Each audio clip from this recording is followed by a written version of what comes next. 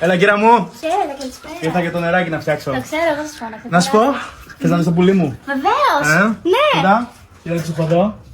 Παπαγαλάρα, έτσι, δυνατό. Βρεις που είναι? Από εδώ. Από εδώ, Ναι. Τι σκηταρό νερά αυτή είναι? Ναι, δεν έχουμε θέμα οικονομικό. Πού, τι φτιάχνω? Δεν ανοίγει βρύση, μπορείτε λίγο να σκέφτετε προς τα εκεί. Δεν έχουμε Βεβαίως, νερό. βεβαίως. Αυτό. Ναι. Με κοροϊδεύεις, κυρία μου. Έχω και δουλειές, κυρία μου. Δεν έχει πολύ ζέστη. Με φώναξες έτσι για χωρίς λόγο.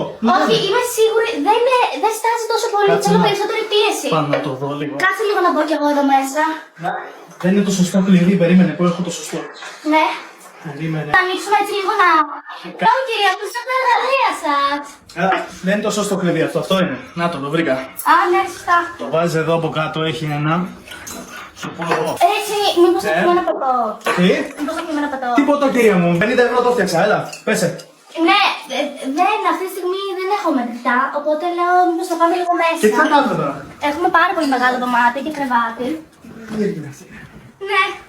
Πού πληρώνω? Λεφτά, να φύγω. Αυτό ακριβό φαίνεται, θα πάρω αυτό. Όχι, δεν καταλάβατε. Τι? Δεν είναι λεφτά, εμείς Και πώς το πληρωθώ εγώ? Αλλιώς. Τι λες, κυρία μου, φύγε από εδώ, ρε. Φύγε, έλα, κυρία μου. Περίμενε!